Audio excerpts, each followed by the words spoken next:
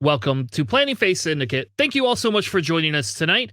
We are doing episode 73. Today, we make one last stand for everyone we lost. Tonight, we're going to be covering a little bit of the Exegol Tournament results from GSP's Galactic Championship series. We promise we will not go over lists in detail. So if you are listening to this on audio versus watching the actual live stream, we will apologize in advance, but I'm not going to go through lists that A, is going to change in a week, and B, will be 100% irrelevant, is my guess, once we get all these new cards that are standardized loadouts. We're also going to be talking a little bit about Dragonfall. We decided to bring Nick, the Tinder God Team Captain, onto the stream. And he's going to talk to us a little bit about Dragonfall Convention, their XWing Tournament they had there as well. And then to wrap the show up tonight, we're going to be continuing our conversation comparing XWing to chess theory. And yes, if you had not been paying attention or had not seen our other shows, we kind of went through all of the different gamuts, and we're finally to that mid-game piece. And then in 2 weeks, because it won't be next week, but in 2 weeks, we'll be covering our endgame piece, which will conclude our chess theory series. And then after that, I don't know what we'll do. We'll have to come up with a new thing. Maybe Nick will give us a recommendation. Without any more being said, let me bring in our guest host for tonight. Welcome, Nick, and welcome, George, to the stream. How are you all tonight? What's up? How's it going? Cheers. Swipe right. That's just swipe right in general, not even on Tinder. Go Tinder Gods, TGs for life. Thanks for having me on. Yeah. Hello. Hope everyone's weekend was good. George played in Exegol. I had a bunch of parties for the kids I had to go to, so even if I wanted to play, I was not allowed to because I was pretty much gone Friday all the way till about 5 o'clock on Sunday. So, and then Nick was out at Dragonfall participating in some crazy stuff. How far is that convention from where you live in Chicago? It's about an hour and 30 minutes. We had a local named Alex who actually, I don't drive in the city right now, and he drove us out. First convention streaming, taking a stream rig, out to. So that was a really big challenge test, and I think it went really well. It was a lot of fun. Well, awesome. If you don't know who Nick is, he's from 312 Squadron. I'm sure you probably all do. So, new logo, new team name, everything. Yeah. So to begin with tonight, so we have an intro segment we're going to do, but before we get to the intro segment, we're going to talk a little bit about Nickel City XWing and how Greg's league went from 4 teams to 8 teams, where he finally just said, hold on a second, guys, we're going to cut it off. So we now officially have 8 teams with 5 or 6 people per team. So there's 48 of us, something like that. It's crazy. It is. Yeah. It's been so much fun. We haven't even started the season yet, but I'm a very competitive person who likes to have a good time and, mess around, and it's been great. I'm really excited about it. It'll be a lot of fun. And Nick was very sad when he came to the Michigan GT. We didn't even get to play each other. So I don't know how we dodged each other the whole time. Not once. Yeah, I got paired up with did not locals. Fare well. I think that's why I didn't. There was a game I probably could have won that would have pushed me maybe into playing you later on, but alas, no, didn't happen. Either which way. So what Nickel City does is they do a draft league, and it's literally basically all the captains get together, drink a bunch of sodas and sparkling waters, and decide who they're going to draft into their teams. So obviously I played in the first league, and I was on Team CFIS, the Corgi Confederation of Independent Systems. Last place, right? What's that? Last place? Last place? Were you guys last place? Yeah. Right, yeah. Well, it'll stay that way, but you don't have to worry about that no longer. Yeah, I think I don't know what the heck my record. I think me and Andrew had the worst records I think in the whole league. But we played fun lists, so Andrew and I were just messing around. I don't think I played a actual competitive serious list, maybe other than one time. Other than that, we were playing just for fun. But now that we have 8 captains and 8 teams, I guess we have to be a little bit more serious. And JJ decided he was going to captain his own team. And we're going to give JJ a bunch of shit. And yep, JJ, sucks you aren't here because you ain't going to be able to defend yourself. So unless you can figure out how to stream your own cast, you're not going to get a chance to defend yourself at all. Just saying. But here's all the shade that we're going to throw. JJ had 2 picks in the first and second round and did not pick me. Now, I won't say because of my stellar record, there is that. But in fairness, I did top at, GT, and I've topped in some other stuff before. I've been in Top Cut in other GSP events. But even then, you would think JJ would just pick me just for the pure fact that he's on Planning Phase Syndicate. You would just think that it would be Planning Phase Syndicate team. Just like if I were a captain and George joined, George, you'd be my first pick. Just right there. You and JJ, just be like, oh, don't want anybody else to get you. But instead, JJ's passed over me twice in the top 10 and Nick picked me up. Hence why we have Nick here to say a few words to Mr. JJ. So I typically don't share DMs because, privacy, but I am going to go just a couple of messages with JJ before the draft. I'm going to go over them real quick. I said, are you ready for the draft? Is Tanner your first pick? Do you even have a choice? And he said, LMAO, Lamau. I have a list of choices that will be eliminated as the draft goes. I traded for Tanner to be one of my double picks. I said, what if he gets drafted? So, and then he says he went toe-to-toe with Stanny and lost on a road roll, which was, he didn't answer my question. And he says, I have other higher-rated players from Team Canada and England. I cannot let them form Voltron on a single team. I said, same. And then I said, or else your end game will come swiftly. Funny thing was that I said, what if he gets drafted? Tanner was on my list as one of the higher picks. And JJ got greedy. And he decided to let 2 go by. And he was banking on the fact that he traded with Catherine, I think maybe 1 or 2 picks after me, to draft you. So he would have drafted you that round. But I needed my Separatist player. So I super liked Tanner, and that was the end of it. And now here he is. As soon as I said your name, he was like, oh no. He literally just audibly just like that, oh God. Because he knew what he's in for. But he's not here to defend himself. So hopefully he listens to this back and just sheds a couple of tears. I don't want you to cry all night, and I want you to be able to fall asleep, and but you know what the sad thing is though, Nick? I was hoping we would, for round 1, before all these points changed, get paired up against each other. That was the hope, is that our teams would have got paired up, and then I've just been like, pair me against JJ. Just do it. It'll be he's not in our division fodder. though, is he? What's that? He's not in our division though, is no, he? They're not. That's what Andrew our division said. is rough, man. It is really tough. So we're in for it. But I got faith in my boys. We got a good team. We actually have a really good team. So yeah. And I think what I'm going to do is offer to help Greg create a schedule, kind of like what XCC had for streaming games, and then that way everybody will be able to see them, because we've offered to pick up games. I'll be honest, this week's a really bad week for me because I'm going to Cincinnati this weekend to see Dropkick Murphys. So hopefully your game's not a clincher at the very end of the week. I hope not too. If it is, we'll find out if it is. But we will be streaming some of the games. Nick's stream 312 Squadron will also be streaming games. I will be playing Andrew Oler, of all people, on Nick's stream this week. And we got to get Greg to rule whether we're going to have to use new points, because if I have it my way, we have to use all the new points. That way it's he already ruled on that. Did he? Whatever's in the builder is what we use. So oh my God. I'm so excited. You guys have no idea. You know what I'm going to do for 5.5 you're lucky hours? You actually get to use the new points. I will not be able to unless it drops Wednesday, which I am a little nervous about. It's possible. It's very possible it happens.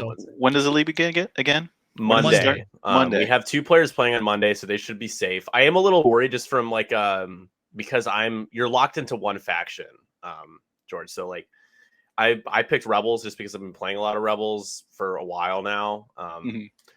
And I did well with it at Gen Con, but I'm worried about Luke, and I have a list built around Luke, and all the speculation he's going to go up to 7 points, which kind of kills a lot of lists because it's, just math. So I'm a little worried about like the last minute, like if it happens the day I'm scheduled to play my game, like that's going to be something. So, Gotcha. Extended though, so maybe use extended ships. Any plans if they keep him the same, but like maybe lower his loadout? If they do, I would be okay with that. I still think, then you could start to tinker with like Shattering Shot and like R5D8 maybe, or just Trick Shot and something else. He doesn't. This is gonna be a very quick little rant, but as someone that plays Luke religiously, he's just not good enough to go up against like Poe at the same cost. I know it's a different faction, but the references of the other 7-point pilots is just it's egregiously bad for him. And he's in the T65 is very limited, even though he gets his force back. You can't roll more than 2 green dice unless you're at range, and you certainly can't modify your blank results. So. Yeah, unless you go through 2 proxy mines in one time. Yeah, that was crazy. Because that practice game I played against Andre from Tinder Gods, he just murked me with his prox mines. But Tanner got lucky, man. I should have lost Luke immediately running over 2 prox mines with no shields. He rolled 1 hit and 2 blanks and 1 eyeball. That's amazing. I still lost the game, so it worked out. He 4K'd through 2 of them. Oh my gosh! They were on top of each other, literally stacked, like flush on top of each other. 2 prox mines. The best about that whole point though, I guess we shouldn't spend too long on that game, but the best part about that whole game is before I go to drop it, he goes, while we're setting dials, he's like, you gonna drop another prox mine out the front? It'd be funny, there'd be 2 of them. And the turn before, he's in the exact same position that his Derek was. And what happened was the turn before I dropped one. Good night, honey. I dropped one in front of me, and he 1-hards with his Derek onto the asteroid. Debris. Debris. Yeah. And I didn't rotate my bombardment drone to shoot at him because I thought he would just go through that prox mine. He still would have had 1 health left. And I just assumed he would have. But nope, he didn't. And he went right down there. I was like, fuck. So then here comes Luke flying in, and Luke couldn't kill the bomber on 1 health. That's the other thing is that those 2 prox mine, or one of them, I guess, maybe both, shouldn't have existed because I had 2 double-modded shots. One was a Protorp, and I didn't convert. And then the shots into Grievous. 3 concussion missiles. I can't kill him. He's on 2-0. Double-modded conks. That's Grievous. No, it's not rolling 3 hits with Ahsoka every time. They gotcha. Well, But yes, the Grievous doesn't help. We love our Grievous. I hope they don't touch Grievous. I don't think. I'll be honest. I don't know if they're going to touch Luke. Points. You don't think so? I think they will lower his loadout points if they're going to do anything. They said they're going to make minor changes. I don't foresee them. And how about this, Nick? If they do raise his points, it's because you're getting another Luke. I know that's the problem, and that's why that's the only reason why they do it, because he's not good enough to be 7 points. Yeah, and they give him more loadout, give him like 6 more loadout. Let him take a shield upgrade if they're gonna make him 7 points. He has to have a shield upgrade. Yeah, so 8 more loadout points, please. Thanks. I agree. Yeah. So speaking of the new thing for our intro segment tonight, what we wanted to do is just kind of briefly discuss standardized loadouts versus custom loadouts, right? We're not going to go through every one of the pilots. I don't care. Like, I think JJ wanted to go through all the pilots because he started populating, but he's not here. So we're not going to go through every one of the pilots. So I kind of want to just have a really quick, brief overview discussion on standardization, and pros and cons. And the reason I say that is because we're getting a standardized Han. And can you imagine if Han comes in at 7? I mean, Nick, are you going to trade in your 8 or your 8th cost Falcon for a 7 cost Falcon with those loadout? What was the? Sorry, did we? I can't remember. What does he have on him? I don't remember. No? We don't. Okay, it can't be efficient. No. No, it's not. You have to spend charges on him, I believe. Yeah, and even Luke, Luke's the instinctive aim, like the attack speed. That's just they want you to throw him at people, and it's gonna go bad. So I don't think he's good either. I don't buy into. I'm gonna be such a pessimist with this. I just don't really care too much about these builds because we've been used to being able to build the way we want, and for efficiency's sake and damage and survivability, these feel still just slightly random. But shaking it up, giving people a different choice to make is interesting for sure. Yeah, I think my big thing is I hope they don't permanently go to it, right? So Desi is correct. He's gonna have Chewbacca on him, the Falcon title, Rig Cargo Chute, and L337, and then basically after performing an attack that hits, you may spend 1 energy to perform a white coordinate action. And then while you defend or perform an attack, if there are no other friendly ships at range 0 to 1, you may spend 1 charge to re-roll 1 of your dice. I think the coordinate's a little bit bigger, honestly. How do you trigger? Sorry, I muted myself for a second. How do you trigger the coordinate again? You just have to. It just has to hit. Yep. That hits. It has to hit. So you can't count on it. Oh, he doesn't get his rerolls, right? No rerolls. Okay, I'm out. It has to hit, yeah. I mean, coordinating at I6. Oh, for sure, super good. But there's a big caveat, right? Like, there's a lot of high agility stuff being used right now, and if you're gonna fly him a different way because the rerolls don't matter, where is he? Is he more vulnerable? I think it's gonna be challenging to fly him in a way that makes him feel as unkillable as he does feel at 8 points right now. He's just no chance. Yeah. If he evades, he does get that reroll. And he can spend his energy but to only do for rerolls. Defense, right? Yes. Yeah. And if there's no other friendly ships, or is it enemy ships at range 0? No friendly ships. Friendly. Yeah, okay. I mean, friendly. It's interesting. It's like a lone wolf built in, but without, I mean, the restriction is just range 1. I was a little extreme when I said I'm out with the but Han is used because of the ability to just give it another shot, just try again.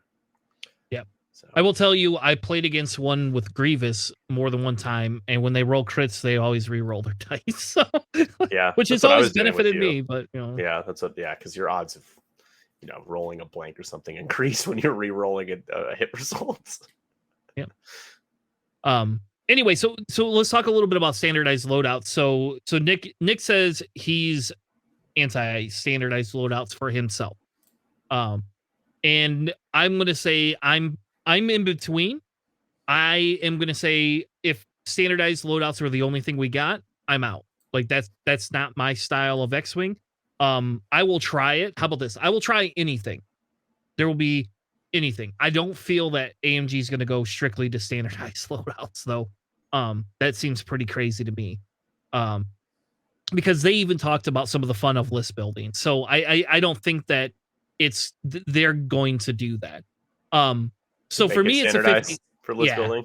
Yeah. I'm probably going to try it once and quit the game for good if they do that. That is just a outrageous idea that will lose them so much money. They won't do it, and they know it. They're not going to do that. Yeah, no, I don't think they can do it. Yeah, it's not smart as a business, anyway. Idiotic thing to do. Yeah. Anyways.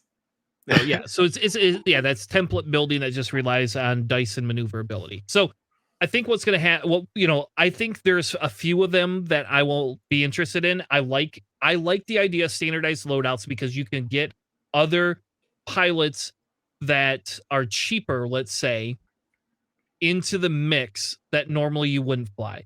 And we could let's use Luke as an example. So let's say they keep Luke at 6, cut his loadout down to 12. So you want a proton torpedo, great, but you can't take a bunch of other stuff, right? So let's just pretend they did that. They'll keep him at 6. But here you can have Luke in a standardized loadout for 5 points, right? There you go. So in that aspect, I would put Luke on the table just to mess with him at 5 points.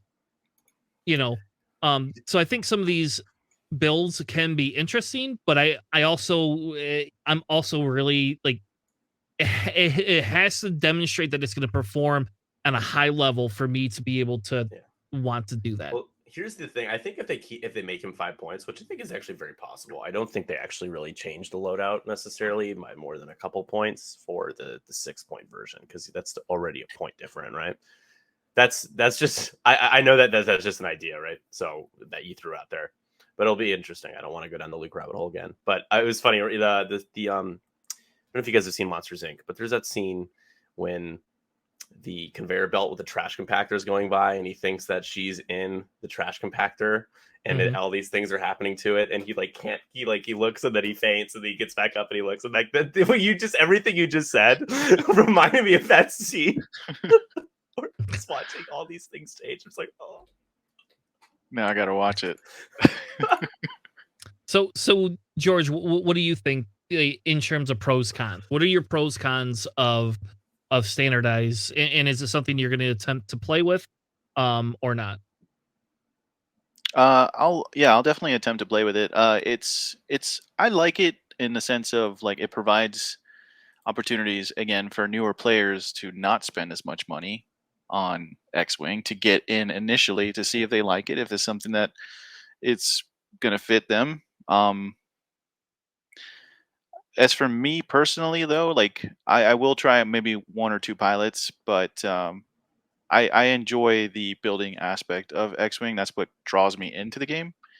So I would see that as the con, is that like you're kind of stuck with what you're stuck with. But the positive is, again, it provides other methods for people to come into the game without having everything. You know what I mean? Yeah. So a game that like I totally agree, and I think if the timing was better with a core set that people can get into the game with, I would be like much more excited about it. I think about that idea, but I think it's difficult to. That's like the next step up the ladder, right? When it comes to a newer player getting into using upgrades and using these pilot abilities, these standardized cards, the first step is just understanding the game. So, yeah, I think the timing is interesting, getting a couple of these packs before we really get any idea on what the plans are with these new individualized core sets. But I mean, maybe they can just have a replacement like temp core set in the meantime, just something with printed new stuff, like new rules. Man, it's going to be really crappy if they do standardized cards and all of those stupid core sets. We're gonna have to buy those if we want those cards. It's gonna be like, God damn it! I don't need 5-7 core sets. Maybe they'll be nice and sell us a standardized pack if that's what they do. Hopefully they don't do that. So this is what JJ said. JJ wanted me to read this. So his pros are for this is it allows specific upgrades and pilot abilities to exist in their own bubble without worrying about potentially breaking the game with interactions with other upgrades. On a con side, great pilot abilities may not be able to be adjusted appropriately without a hard errata or points adjustment, making it unplayable. So essentially, if they screw up, those cards just are gone. Nobody will play them. Because, again, it would be the same thing if 5-point Luke is the same, has that loadout, and then they go, oh, we're going to make it 6 points because it's too good at 5. Are you going to choose the customizable one at 6 points or the uncustomizable one? You're going to do the customizable one because you're going to want to put everything you want on it, unless you want that free boost. That's the only thing, and it's only a straight boost, so it's stupid. I guess it's not dumb, but it's not really. Luke loves to get into range 1 of other ships or range 2. He's got a straight boost into every firing arc. So yeah. I do like that too. The downside to this new Luke is probably the weakest thing is R2D2, to be honest. But again, to a newer player, he might find that thematic, and that's what draws him in. Yeah, instinctive aim is super thematic. I understand why they added it. Yeah, I've never been a believer in instinctive aim. Mm-hmm. You just have to trust your dice variance and hope it works out. But I don't like it, but I've used it for just certain people. So yeah. All right, so that was that's kind of our intro segment. We'll be excited next week, and we will essentially, I will be playing a game on Nick's stream, and then pretty much going directly into playing are doing our podcast. So I have no idea how that's going to go. I will apologize. We will definitely be back though with it's going to be points weekend, and that's I literally believe all in you, we're going dude. to Come talk on. about. I need you to have a little bit more faith in yourself. I drafted you because you're a good player. So no, I meant because I don't know, because if the game goes to time, right? Like then I got to do all the prep work for the show and stuff like that. Okay. That's what I'm I saying. think we gave you some time, right? I want the points change to happen, and I want to be able to use the new points because I think that'll give. I'll either win big or I'll fail big. So if you want to be involved, so don't tell Andrew Oler this because I don't think he's on our Discord. Planning Face Syndicate Discord. If you want to submit a separatist list, it can be extended or unextended. Once the new points drop, please wait till then. Once the new points drop and you want to mess around with lists, we have a list submission tab. Post them in there and then just put @Tanner and then tag me for every single one of them. And I will be working with Nick, I'm sure, over the course of my 5.5 hour drive to Cincinnati, messing around with lists. So if you would like to get your input into what Tanner gets to play this weekend, I won't guarantee it, but be a classic matchup too, because Oler has Republic, so it'll be, we have Separatists versus Republic. It'll be fun. Yeah. I think it'll be exciting. It'll be exciting. Andrew's a really nice guy, so I'm excited to play somebody. I actually don't think I've ever played Andrew before. He's been on our stream before, but I don't think I've ever played him. So cool. Yeah, the inventor of one of the most horribly annoying lists. At least he can't play that, right? I'm a Rebel player and I hated it. Yeah. All right. Yeah, I'm glad about that.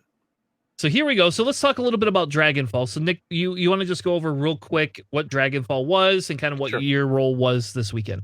Yeah. So in Lake Geneva, yesterday we had a 1-day X-Wing event. It was 5 rounds. It's a charity event, actually. So all proceeds went to a few different charities. If you want to get more information on everything about Dragonfall, you can visit dragonfall2022.com, I believe. Double check the link. But it's a convention that happens every year. And we had 32 cap. We had 24 sign up, 2 drops, so 22 that showed up. And it was a best of 5 round robin tournament. So whoever was playing, there were only 2 undefeated players by round 5. I was there to co-TO with Francois Marais from, some of you know him from GSP. And I also ran an all-day stream at the same time as Exegol Swiss, but it went really well. It looked great, and I was really happy with it. And yeah, so, and the lists were cool. The winning list is not expected, but a nice little refreshing, little pleasant surprise, I guess, to say the least.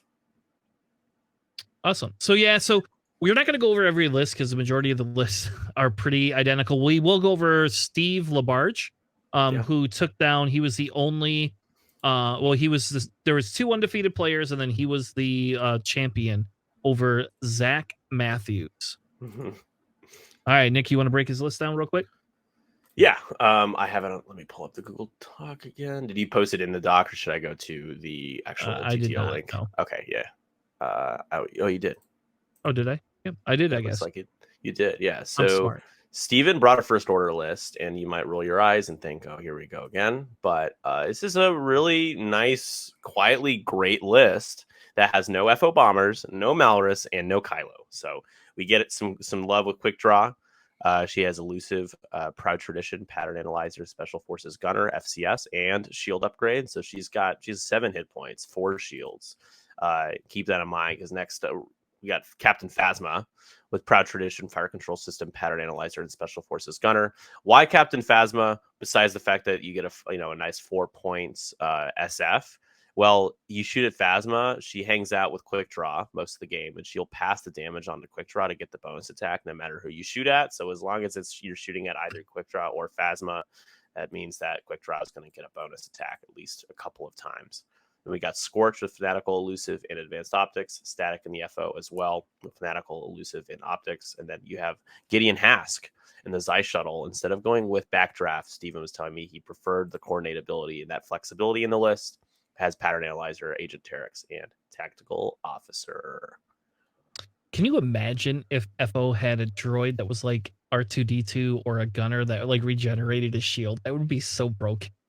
like quick draw. Oh, I'm not gonna take. My action is gonna be just to regen my shield today. Yeah. Like yesterday, Greg, Nickel City's like, why run Phasma next to quick draw? Seems like a bad idea. What? No, it's a great idea. Just downside is keeping Phasma around a ship that might die. That's a problem.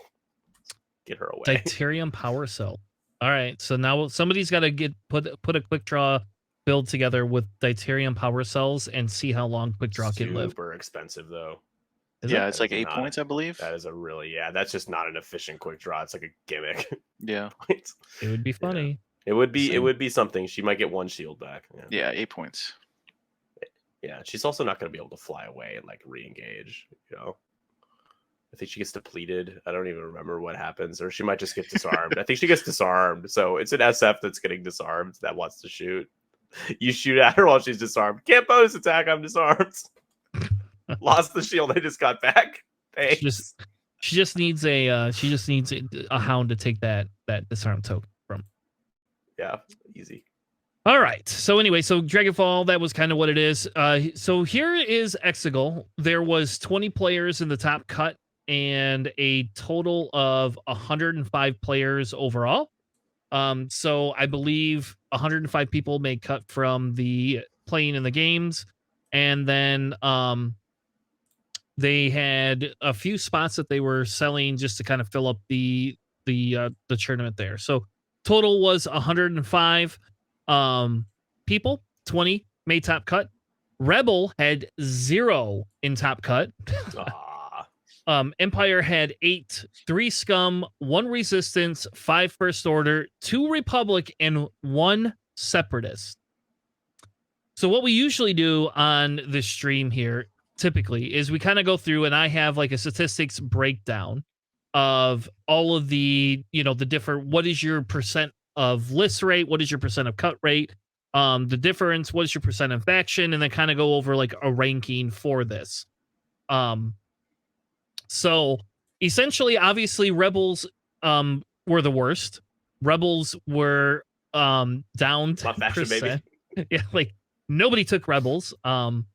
I think that's a little bit of a mistake to some extent, right? I do think that could be a mistake. I think if we saw more Rebels, we'd see more in cut, but and that's why they shouldn't get nerfed. They should get a lot of buffs. Well, I don't know about buffs. No. I don't Slow know down. I'm talking about buffs on things that are not going to make you guys mad, like a Z95 pilot gets a buff or something. Like, nothing really. All right, Mr. Janor should be like 6 or 7 points. Yeah, just leave Jan at 6 points. That's fine. I like that. Take the title away, and you can have it at 5. We need 2-point Zs. That's what they need. 2-point Zs. They had that. Generic. They had that. Remember, and then Rebels are OP. Anyway, we'll see what they do with the points next week. Anyway, so Rebels came in very, very low. Empire came in at 12%. So essentially, they had 8 in top cut. Guess who did not win? Empire. And guess what was not even in top cut? Vader. Yeah. Vader. Oh, we know how much you love Vader. Yeah. Yep. No, this whole Vader Defender thing, like, well, it'll be interesting to see what they do. But they shouldn't do anything good, really. He's obviously not that. Yeah, Vader's fine. Scum actually had a surprising turnaround with the 3 in there, and 2 out of the 3 Scum lists that made cut were in the top 4 and in the finals.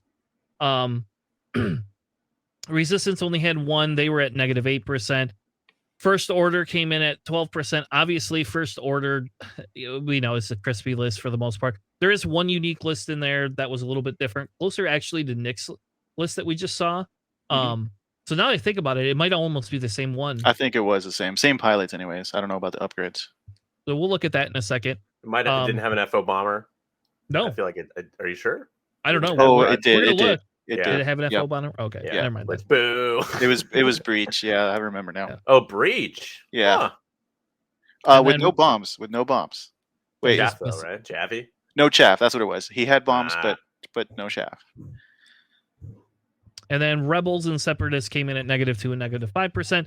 If we look at the overall ranking of everything, obviously Rebels is the worst. Empire came out kind of neutral. This is where statistics sometimes fail. Empire really should not be neutral, but because there were so many of the damn lists, that's kind of why they come out lower when you do like a combined ranking. Scum came out second, almost on top, with obviously First Order coming out on top. Resistance was at -3, -1 for Separatists, and then Republic came in at 2%. And again, that's because Republic had more in cut than, and not very many people flew it. So the top runner is the top list and the runner-up list here. And again, I'm not gonna go through every upgrade. I'm just gonna say pilots, and we're gonna move on for now.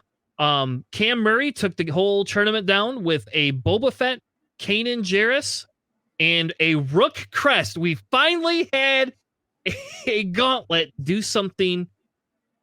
Yeah, it's just it not finally even worked. that. Yeah, I mean, geez, man, that was a whack game.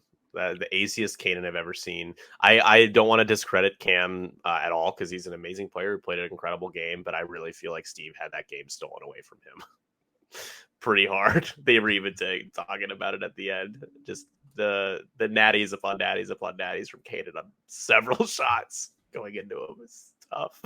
Yeah. Yeah.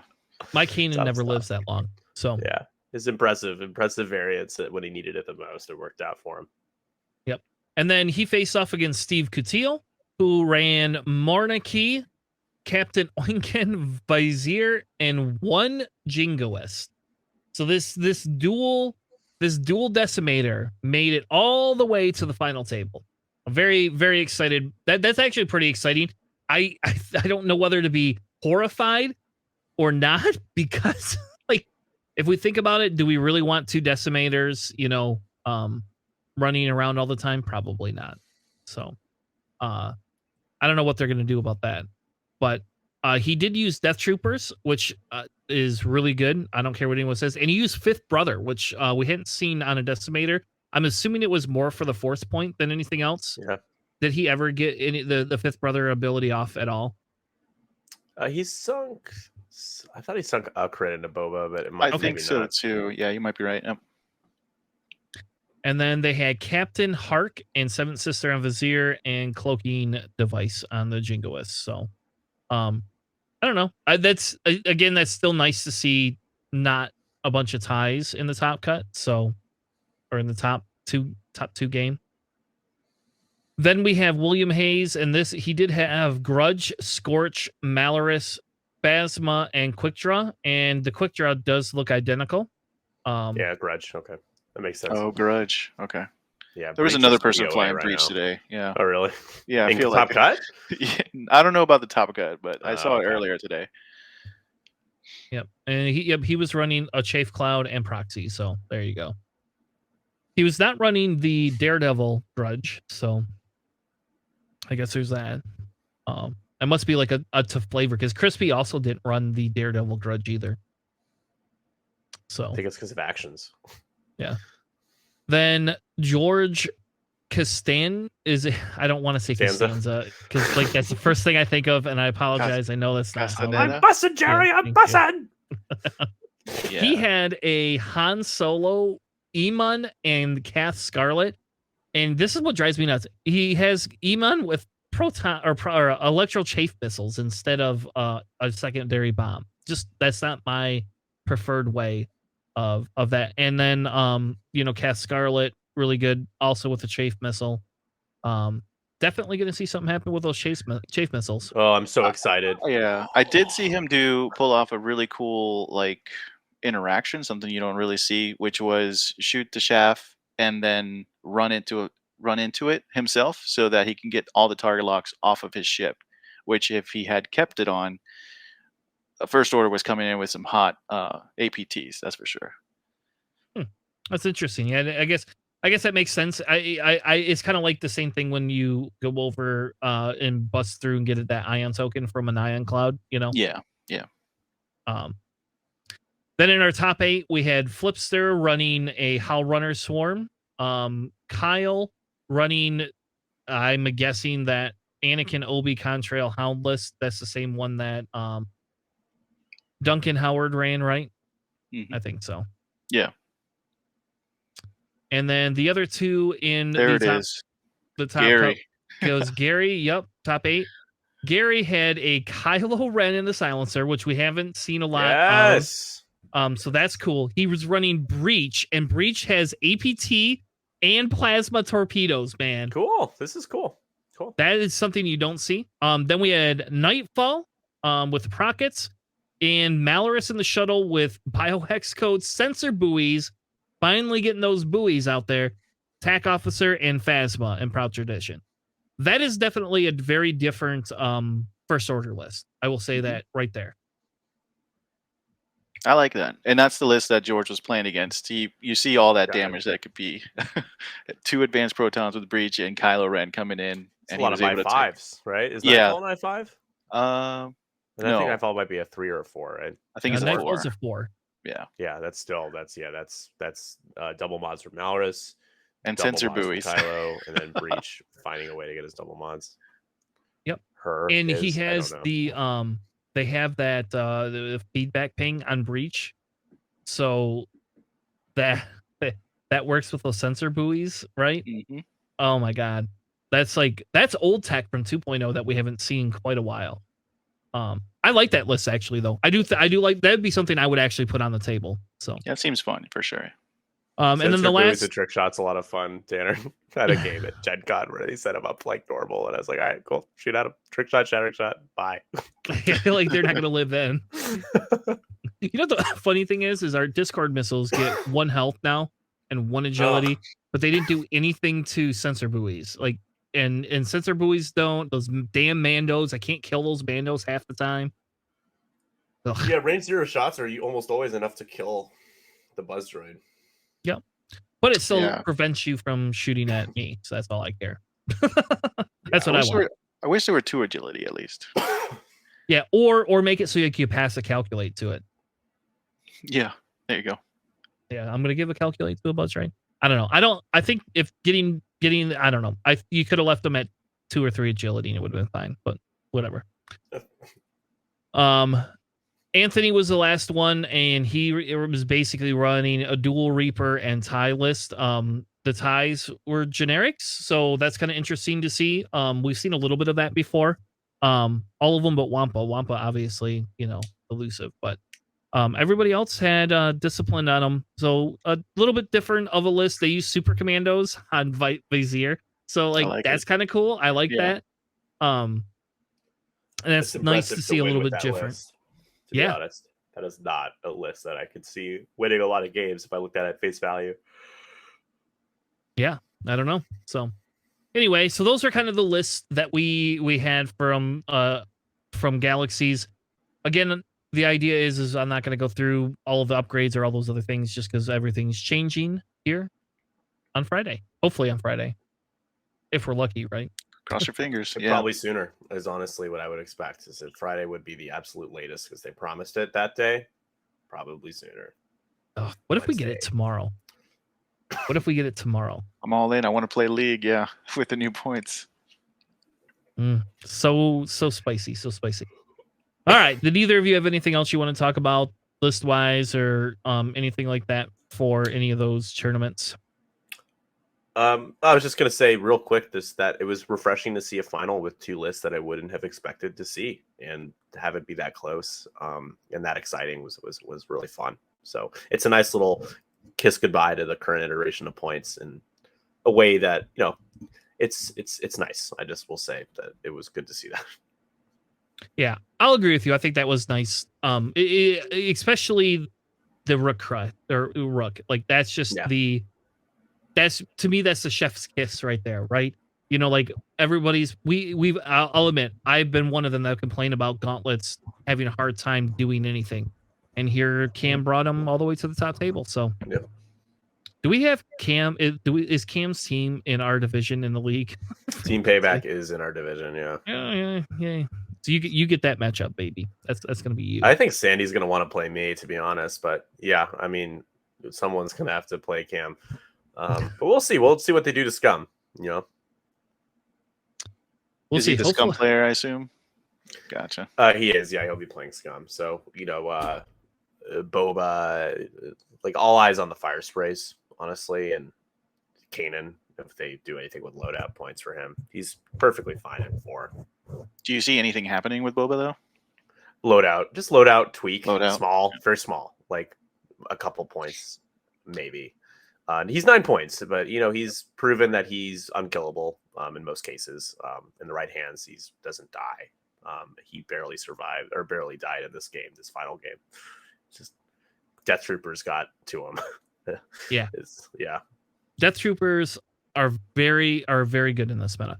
I think the other thing too, I don't know. I think if they take that Chafe Cloud and change some of that, I do wonder if we won't see much of the fire sprays touched. So let's say Chafe Cloud goes up, I don't know, to 7 points. Maybe that's probably where I see it going. 2 is 7 points. Are you going to take a Chafe Cloud at 7 points on a fire spray? I think the issue with the fire spray is just the points fortressing kind of existence of scenarios and how you can points fortress in the best chassis in the game is, the fire spray. Even at 7 points, it's like you could spend 4 turns shooting at it. You finally kill it. You only get 7 points. You're down by 5 or 6 at that point because you've had to spend so much effort. Only Boba is rewarding when you kill him. I feel like 7 points is in most cases a toss up because they're just so survivable and they have so many ways to get you to turn away with bombs and prox mines, all that good stuff. So, but overall, I don't have an issue with fire sprays. I just think that there needs to be a consideration, maybe less about the fire spray and more about like, hey, there's a lot of ships that exist right now that are just not getting shot at or just can never be killed, and therefore points aren't being distributed from them, and it's kind of like making certain scenarios harder for people because there's no half points. Like it's just a half points thing. Fire spray would be more solvable to me. Poe, all these other people, if there was a way to score some points from shooting at them. Yeah. So yeah, maybe we will see half points in scenario, right? Would that be a surprise, a big surprise from AMG? Yeah, they would have to. That would be. They said no major changes though, right? If they did that, that is a major change, and they would have to change the ceiling of winning the game, right? It could not be. It would have to be higher than 20, right? Yeah. And I could see most games. Yeah, like games won't even go. It would end in 3 rounds, maybe. Yeah, right? Yeah. And that's right back where we started, where people were taking ages to play a full game, and it took 3 rounds. It's like never forget the Adepticon final game, one of the worst games I've ever seen in my life. It's not good. Fair enough. All right. Let's move in to the next segment. So essentially the last piece of for the night, and this is our chess theory review.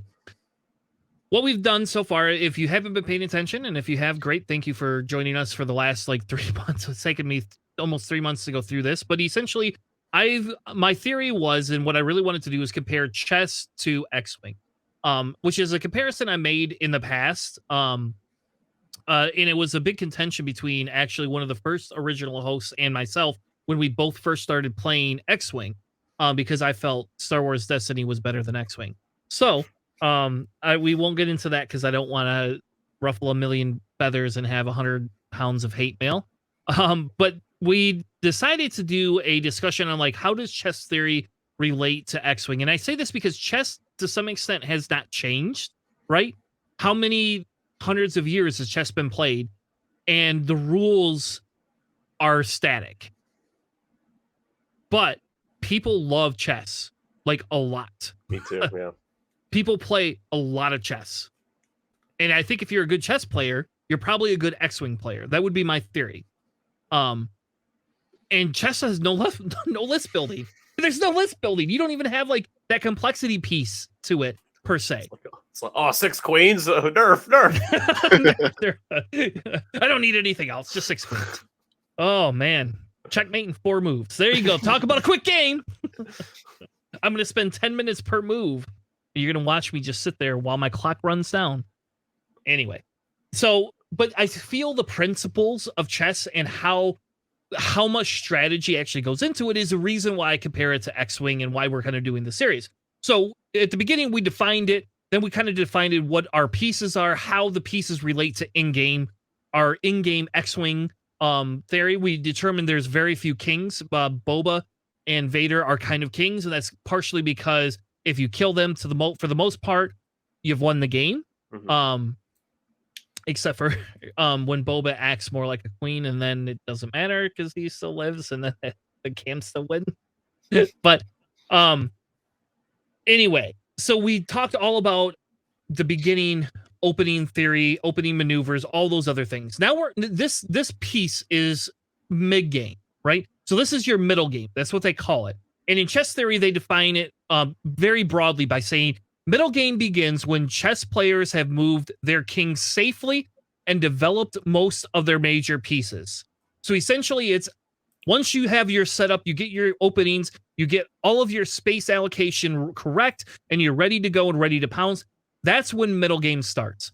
The huge thing about middle game is that there is not technically one specific period of defined time. And I think this applies to X-Wing. We have our setup, right? We know when opening happens, right? We have our setup, we have our opening maneuvers. Usually now it's at least 2 turns because you can't take objectives till the second turn. So unless you 5 straight boost for like an alpha strike type thing, like in a very aggressive alpha strike, you're not murdering anything round 1. Unless you're me, and I just like to sometimes throw Grievous 5 straight and get shot at and lose half points right away. It's happened to me a couple times. And so middle game, there is kind of several important pieces, right? There's some very important facts, some different pieces that go into it. But before we kind of get into those and go through each one of those and talk about them, what I'm going to do is open the floor up to Nick and to George to say, okay, hey, as we define and talk about middle game and X-Wing, what are some of the tenets or some of the highlights you feel go into middle game? And we'll go ahead. We'll start with George. What are some of the highlights that begin middle game? Yes. So like when you're doing your stuff, do you have like a specific time that you feel stupid computer? You have a certain time that you feel middle game starts for you? Well, with the list that I've been flying lately, I think that's when Grievous gets in the position of flanking, that's when my middle game starts. So like it's usually that around 3rd round, I would say I have him in a good position where he then begins to play his game. So that's kind of what I focus on, where my mid game is, and depending on how many objectives I have or whichever scenario we're playing, it's based on that. But yeah, mostly when Grievous is in the position. All right, Nick, for you, how about middle game? When do you feel middle game starts for you? So it's the first 1 or 2 rounds of X-Wing where people are kind of jockeying for position still. They're making barrel rolls, boosts, they're making like course corrections, I would call it. Identifying a lane and then maybe course correcting if they see that lane is closed or they need to go somewhere else. The middle game for me starts when you can no longer course correct and you've picked the lane and the avenue of approach for your list. That means that your engagement has basically been determined as to the, simple, like main areas to where it's going to happen. So typically, you might 2 or 3 straight in front of what I do this a lot. I'll corner a ship and then I will 3 or 4 or 5 straight right in front of an obstacle. And then I'll choose to do a barrel roll one way or another. That is the first course correction. And then I'll have one more turn to be able to do that. And then at that point, I've locked in my middle game and I've decided this is where I want to and feel like I should engage. And you gotta be really careful once you've locked in that final answer, because that's gonna determine the game. That is, the middle game is the game. So, yep. Yeah, I agree. It's that point of no return. Like you've already locked in to going in this direction, and that's where you're going, basically.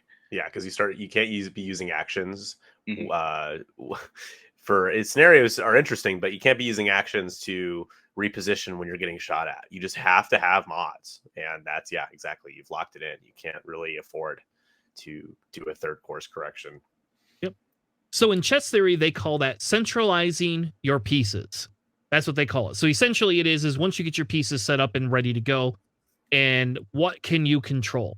So in Nick's case, when he's talking about his Luke, it's what he's talking about.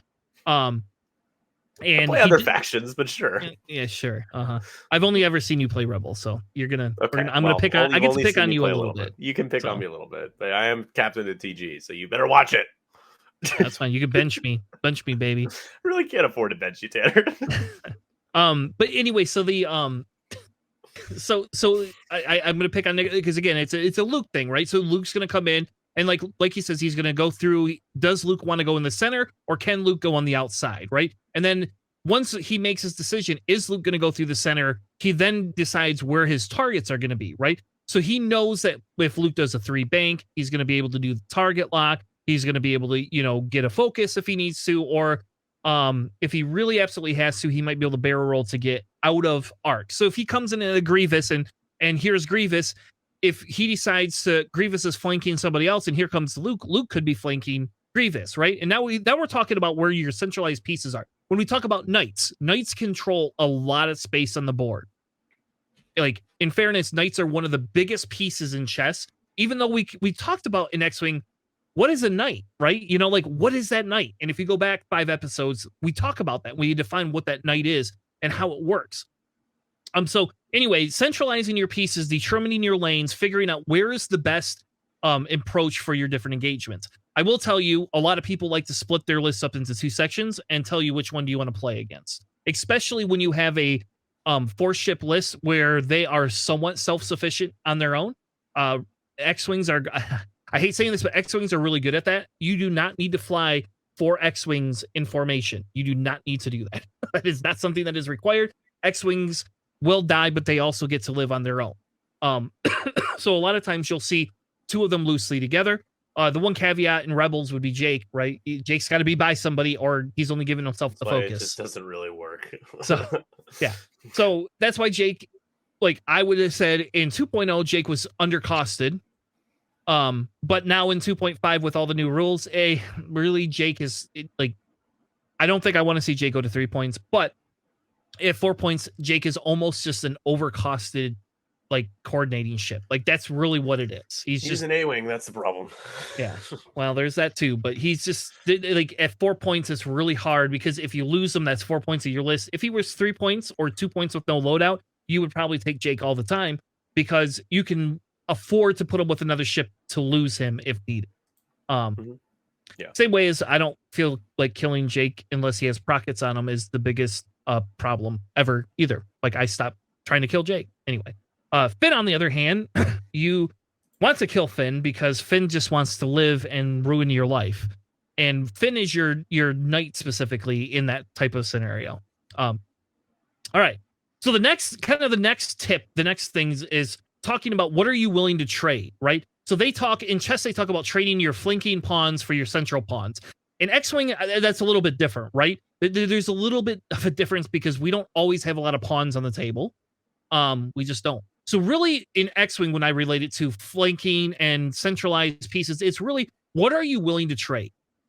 What are you willing to leave off the table? So when we talk about engagement here, and, I'll pick on George a little bit because George says he brings his Grievous into flanks. What if they target Grievous? Are you willing to trade your Grievous for other ships? Or are you going to run away with Grievous? And I'm going to run away. I'm going to tuck my tail and run. I don't do that. But I do that sometimes, in fairness, but not every time. Ask Nick, because I gave him my Grievous the other day. You didn't, though. That was the problem. Well, you did, but you wasn't for kind of did, and you did. Yeah, exactly, right. That wasn't for lack of trying. Let's put it that way. So when we talk about trading our pieces, to you guys, we'll start with Nick this time. What do you feel is a worthy trade in terms of once we get into that actual engagement in our middle game? What are you willing to trade up or down? Sure. Let's talk about in the scope of scenarios. A trade for me, I'm willing to trade down when I have, let's just say, scramble. I have 2, 3 of the points. That's half of my ship, right? That's my pilot. That's a 6-point pilot. Let's say Luke, because we're using Luke, as a lot of examples. That's half of that, so that you can you have a buffer there. That 6-point loss, even though it affects the total score, is really a 3-point loss just on its own as an isolated incident. However, you have to look towards your next turn. What can you do if, for example, I had a game of Gen Con where I was behind by quite a bit, but I saw 3 or 4 different ways. Each turn I saw one way that I could get back into the game, and I executed it and I won. And it's, what does the next turn look like? Do I have a good shot? Do I have that double modded shot? Do I have 2 shots coming into the ship that I need to kill? Where is my win condition going to be on the board for the next turn? So looking into the future, you trade down. Trading up is like what you do, what most people do with Wedge, is they say, this is a ship, Boba Fett, for example, Wedge with plasma torpedoes, double mod into Boba Fett. I am going to get rid of this nightmare with the one ship that can actually reduce the amount of dice that he can roll. And no matter how many rerolls and mods he gets, he's only going to get 1 die to roll. Trading up, you throw that ship or that pilot at somebody that you identify that your win condition starts with that trade, and then you play on the rest of the game without it, knowing that you had that game plan, that you're like, this is a ship that, sure, it's going to die, but your opponent can't really do anything about the fact that it's going to try to trade with them. Like, that's what Wedge does, especially with torpedoes. So yeah, fair enough. How about you, George? What is trading your ships mean to you? And if you want, you could trade me a few ships. I like free stuff, so. That's a tough one. I do the balance of like trading, damage for damage, or sometimes in your case, like you're saying, chips for ships. I generally try to stay away from that, but if it comes down to it, I'm gonna throw at you, the obvious bait.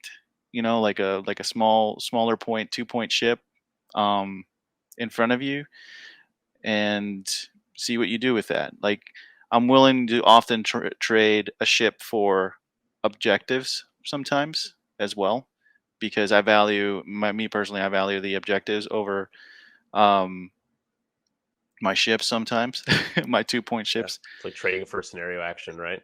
Exactly, because at the end of the day, like, it's also dependent on their positioning. If I know they're not going to be able to recapture it the next following round, then I've already gained an advantage there as well. So yeah, it's kind of like that.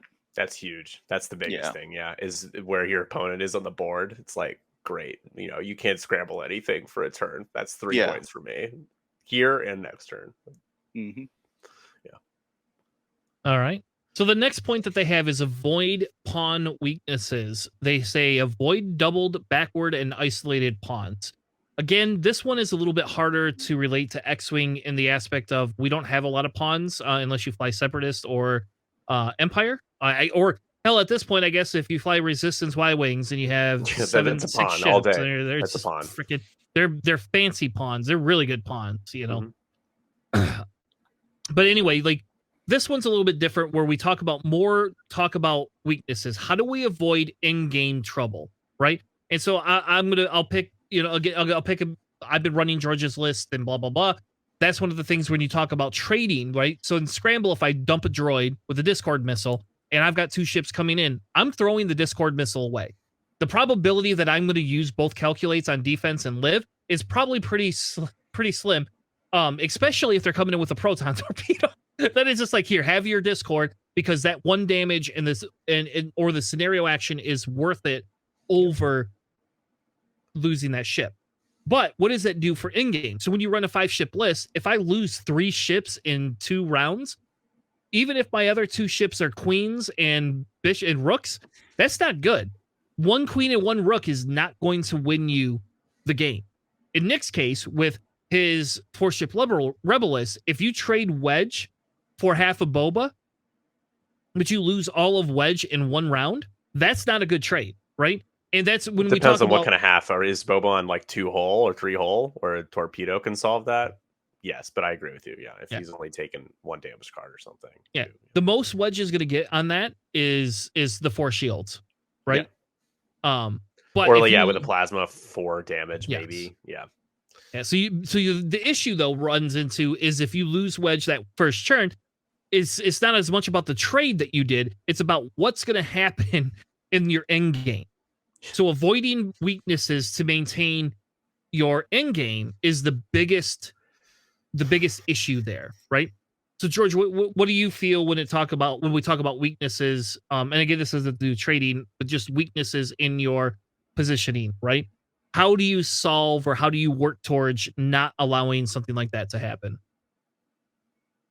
Spacing, right? Like, so you want to make sure that Wedge is in a position where like he could shoot at Boba Fett, but not getting shot from everybody else. Like avoiding getting shot from his entire list is how you avoid that situation, so that you don't lose Wedge on the first turn, like you said. Mm-hmm. Nick, any other thoughts? Yeah, I mean, if we're sticking with just the Wedge example, I mean, I guess I'll go broader here. A ship will feel like a pawn when it's left out to dry. So this I think what you mean, or this part of the chess theory, was this number 3, is leaving a ship out to dry, whether it be it not participating in a crucial engagement because it's too far away, or it's being too far away from friendlies that could back it up and it gets pounced on.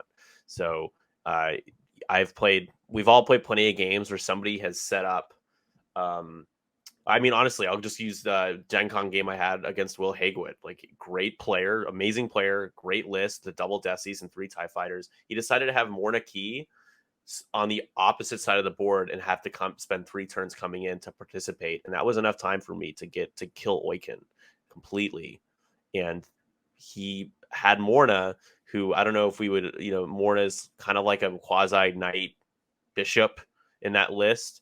She was a pawn because she wasn't participating. She was kind of left out to dry when she needed to be there. And so it's just, if someone's going to pounce on your ship, like if Boba's going to roll in and get into range 1 of you, he's going to be taking 2 or 3 more brutal shots because you got company, right? So you have to make your opponent think twice about being reckless or just throwing themselves at you. If you have a ship all the way off on the other side of the board and there's people 5-straightening towards you, it's too late. Your friends are not going to get there in time. Yeah, they're gone. Yeah. And I think that kind of ties into number 4, which is avoiding creating weak spaces in your position, because it creates issues in the end game. Creating weak spaces is essentially giving your opponent the advantage. So an example of that would be a shattering shot, trick shot Luke, who does decide to go through the center because that's where all the bloody asteroids and debris clouds are. And you stick one lone droid on an asteroid, it's gone. Like, Luke's gonna go yum yum yum yum yum, and then you just lost that center objective, right? He might not even take a lock. He might not even shoot a torpedo. He could just take a focus. Yeah, exactly. That's all he's gonna do. He's definitely not taking a lock on a 2 agility ship. No, thank you. But anyway, but so avoiding giving your opponent positions that benefit them, right? So they talk about it as an outpost. Is kind of how like chess theory talks about it. Is do not give your opponent an outpost for them to camp at. And like in one of the examples that they had was, basically if you move a pawn and that knight now all of a sudden only had 2 positions, now he has 3 positions. And now that knight can not only threaten a rook and let's just say a queen, or a rook and a bishop, it can threaten a 3rd piece, or set itself up to force you to go kill it. And then we all know if you kill a rook or a knight, but you haven't killed the bishops and the rooks, at some point that's not going to benefit you. You're going to lose. You're going to lose because they're going to be better suited to take care of your list or your chess list. So not having essentially a opening of bad positioning is kind of the same thing. Don't allow yourself to be put into a kill box. Yeah. That's the big thing in chess, is when your piece gets pinned, you have to move another piece, because if you move that piece anywhere, you lose it. Mm-hmm. Yep. And I think and I'll pick on JJ a little bit, because sometimes when I play JJ, like when you run Kira, you become predictable, right? If you target lock a cloud, I know you're going to do one of 2 things. You're going to run away, or you're going to go through that cloud. Your position is sold. Like, we know where you're going. So like Kira at 2 points, right? People love to use her in Scum because I could just barrel roll through clouds. Well, if you're Eamon, you probably don't want to just do that. good barrel rolling through that cloud means if I know you're going to be there, there's Discord's going to be waiting. Maybe a proxy mine if I'm smart and able to get my droid up there fast enough. All sorts of different things. Just got to add barrel roll to Iman's action bar, and we're No. golden. No. Well, you were saying that Iman barrel rolls. I'm like trying to think about how he could barrel roll. No, sorry. Did I say barrel roll? I didn't mean barrel roll. Boost. You meant Yes. boost. Yeah. Gotcha. X-Wing right here. Well, I'll tell you what, if Iman ever barrel rolls on your table and you don't think twice about it, I guess, I mean... yeah, I don't have some know what other to say. problems. I should resign as captain of Tinder Gods. Yeah. Like if I ever pull that maneuver on you. The next one that they talk about is always blockade your opponent's isolated pawn with a knight. So, Nick, in X-Wing, what does that mean to you? It's less about like a physical piece, like a physical pilot, and more about if your opponent decides to engage with you, and basically creating a choice that your opponent has to make, that however they engage with you, there's going to be some sort of caveat that you are supplying to that engagement. Like, okay, so if you turn it on me here, I've got 2 more shots coming into you, double modded or whatever. You've made the decision, you're going to pay the price for doing this. Or if you put them in a position where if they run away, you're getting free target locks, you're flanking them, you're capping objectives that they can't respond to. So basically, again, it comes down to not leaving something out to dry, making your opponent make a decision that isn't going to just be a freebie decision that has no consequences. Yeah, I agree. Like lose-lose situation. You put your opponent in a lose-lose situation, basically. Yeah. Either way, you're capitalizing on it. Like a Chewbacca. You shoot at him, he shoots at you twice. You shoot at another ship, he shoots at you twice.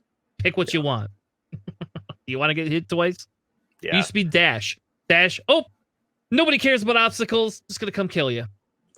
Thank God. Yeah, dash people. doesn't exist. I mean, that was Zach Matthews' list was playing Chewbacca. We had it on stream. If you guys are curious, you can watch it back. But on our VODs, but his Chewbacca got ignored the whole game, which might be the right play. But like, you just gotta shoot at that thing and just kill it. Just gotta kill it with fire. Yeah, because that's what in my game with Staniszewski, I think it was the same list. I think it's that was the exact same list, but I'm not 100% sure. He had Finn instead of like Jarek. I don't know if he had Jarek or anything in Staniszewski's list. I think no, he didn't. Was it Kaz or Jarek? Yeah, I have Kaz in the thing. Oh, okay, it was it was Kaz. That's right. I'm sorry. I saw Jarek earlier in a list similar to that, and I got it confused. Well, Jarek would be if you wanted to upgrade Finn to something else. So when Finn goes up to 4 points, you're gonna have to use Jarek instead of Kaz. Anyway, that's my hot take on why I hate. I'm sorry, I hate Finn. That Finn is my. No sense. It literally makes no sense. Why he is so good. Just the worst. He is a negative play experience, and then I don't care what anyone says. Corey. Is it worse than Torkel though? Right now it is.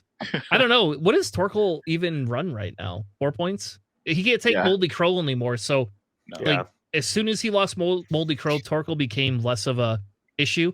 And I'll be honest, like in this new meta where you have to take objectives versus just murdering, Torkel kind of lost some of my hatred towards him. I don't like seeing Torkel, I'll be honest with you, but I don't get as jaded without him. Because he has to, with the Moldy Crow, he didn't have to pick.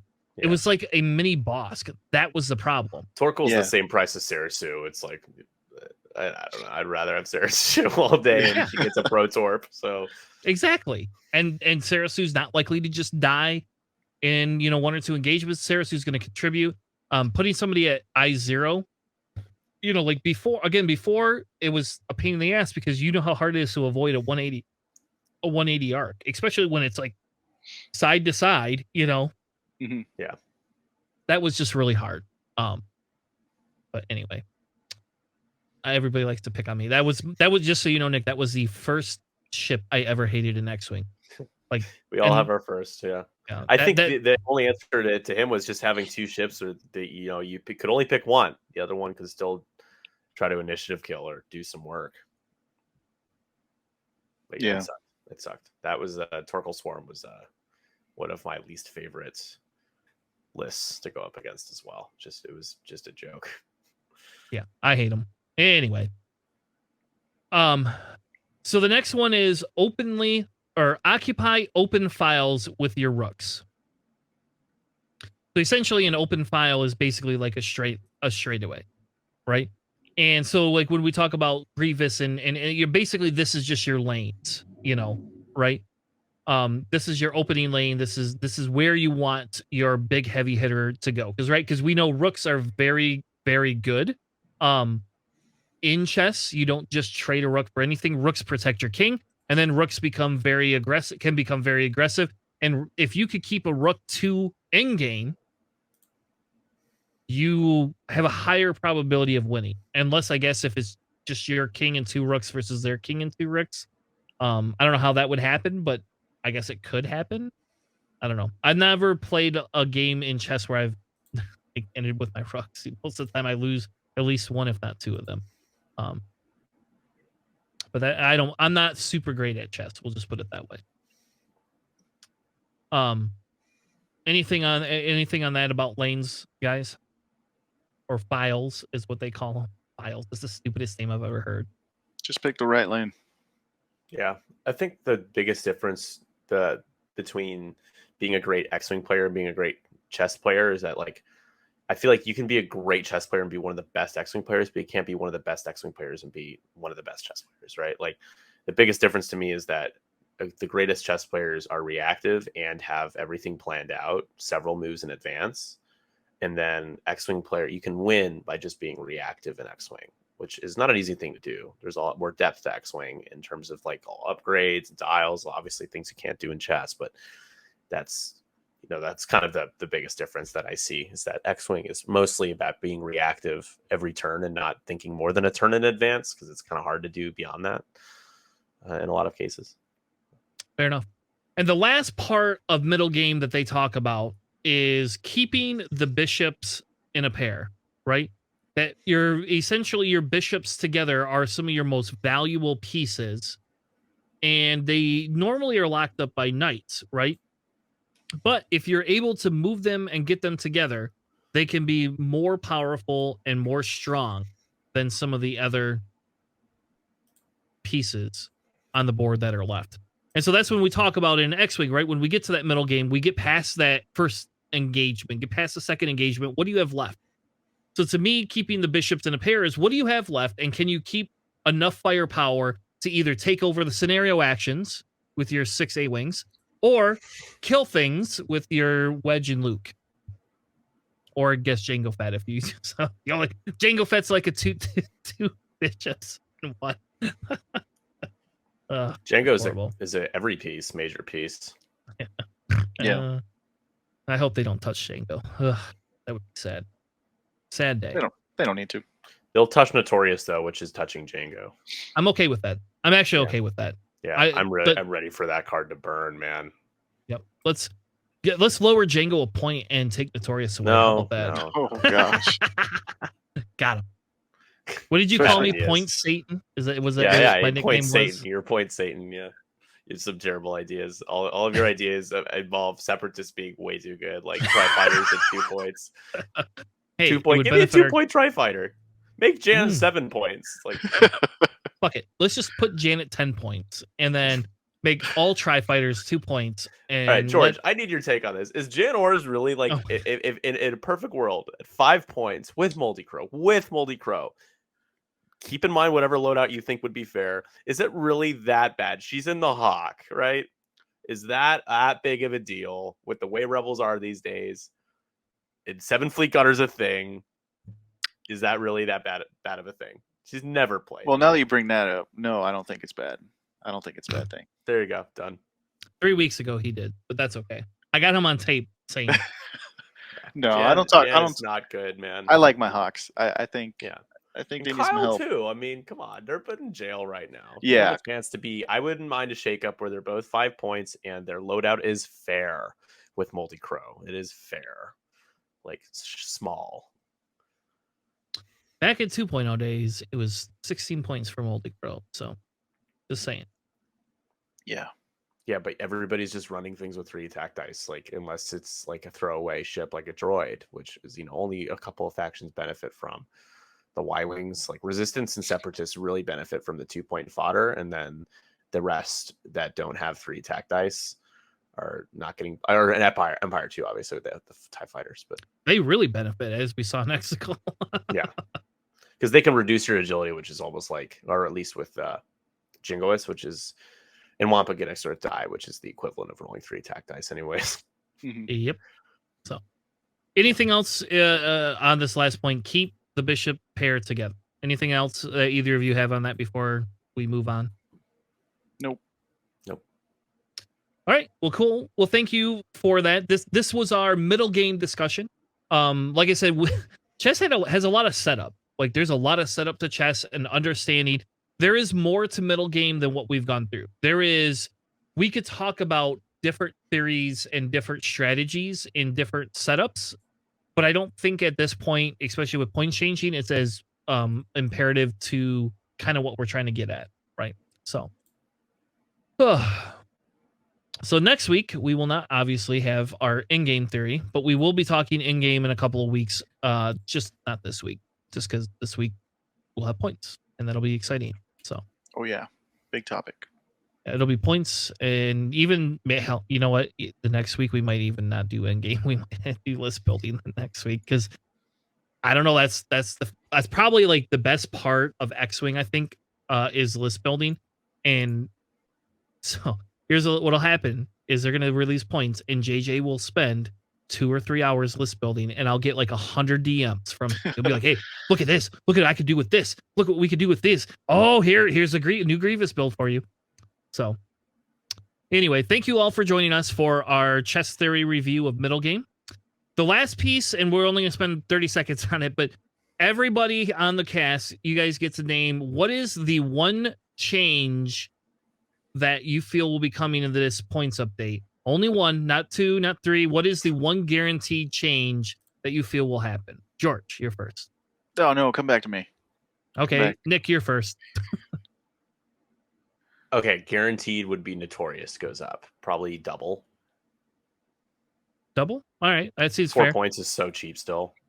Yeah, I can see Notorious hitting 5 points. Yeah. I mean, look at what they did to like Mando Optics and Enduring and all that other stuff, right? It's a poorly designed card, Notorious. Yeah. One charge. One. Yeah. Anyway. What if the attack had to hit? I mean, there's just something there, guys, they could have done to make it a little bit less incredible. Yeah. All right, George, what's your take? What's your one hot take or one thing that you know is going to get changed? Oh, that I know it's going to get changed? Definitely Jingoist, for sure. All right. What I do hope, though, I'm sorry, I'm jumping into something else. I do want Boba, Separatist Boba, to be given a talent slot. That's what I would hope for. But we'll see. Can I add one more? I you said yes, you can. Yeah, I don't care. We have 10 minutes. I have an inkling here that Vader Defender will lose his talent slot, even though he doesn't need to change in points. I think he will lose his talent slot. Fingers crossed. That's a good one. The juking days are over. That will be good. I agree with you on that one. I was to say, for me, the one guaranteed change that I feel is that Chafe Clouds will either go up drastic, will double in points, will be 7 or 8, or we're going to see them lose their ability to work with the bombers. And then a small points change. So either they're going to go up to like 5 or 6 points. They're going to either go, here you go, I'll be solid. They're going to go to 6 points, and the FO bombers lose the skilled bombardier piece with those and the boost before maneuver with those, or they're just going to double them to 8 points, and it's just going to be an 8-point upgrade. Like, do you really want to take it? You know. Now, I guess that we have a few minutes. What is your hot take? Something nobody would know, or something nobody's going to guess that's going to change. Nick, you can go first again.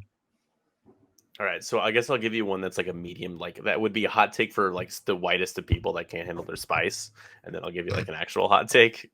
Mandalorian will be, he'll keep the loadout, but he'll go down to 6. I think he will be priced to play because he's only played a bit, and he needs to be played more than Q9 because that's what they want. I'm just saying. That's the medium. I don't think many people would be surprised by that. That's the white people spice one. Yeah. That's called white barbecue sauce. I don't. If anybody likes white barbecue sauce, I apologize. This is fucking disgusting. I don't know who the fuck made that up. Southern. Okay. Anyway. Gosh. Like a real hot take. Oh my god.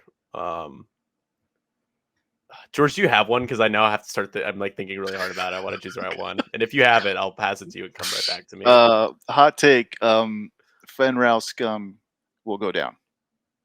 To what? You got to give points. We'll go down to. I'd play him at 6, but I'm hoping for 5. But that'll never happen. Oh my god, that would be. That's crazy. A pretty hot take. Yeah, I would love that. Oh my god. So okay. I just want to say that if you decided to do that, they decided to do that, you could run Q9, Fenrau, and then Sirisu and Lima with Pro Torps. Man, I hope they don't do that because that means that's what Cam will be running, or that's what Andrew Oler will be running on Sunday.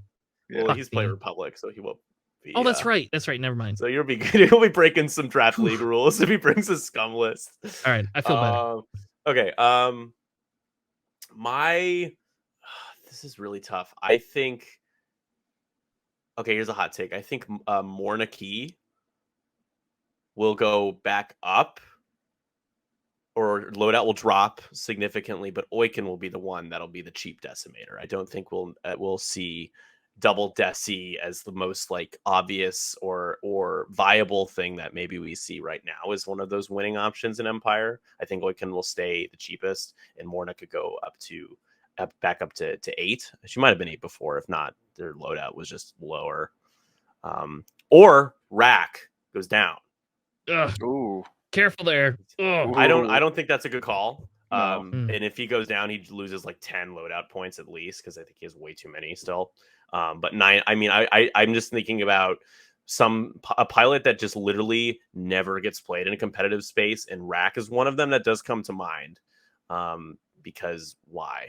When you can run Oiken and Morna for 2 points less with a lot of loadout. And that's fair. Yep. So so I have 2 spicy takes. One of them, if you watch the show, you will know that Finn is going to go up in the pod to 4 points, or Finn's going to lose most of his loadout and stay at 3. We're going to call this the Cajun hot take. Is that they're going to ban Finn Gunner and ban Finn Pod from standard play.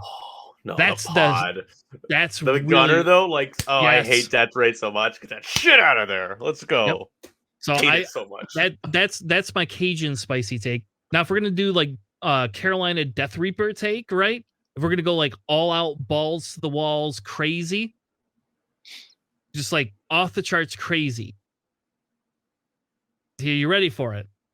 So you did take my Finn though, because that was my hot take. My original hot take was going to be Fenrau is going to go down points, but ultra death, crazy, spicy, insane take that nobody's going to like is we're going to see Kylo Ren in the Silencer maintain all his points and go to 6 points. Oh god!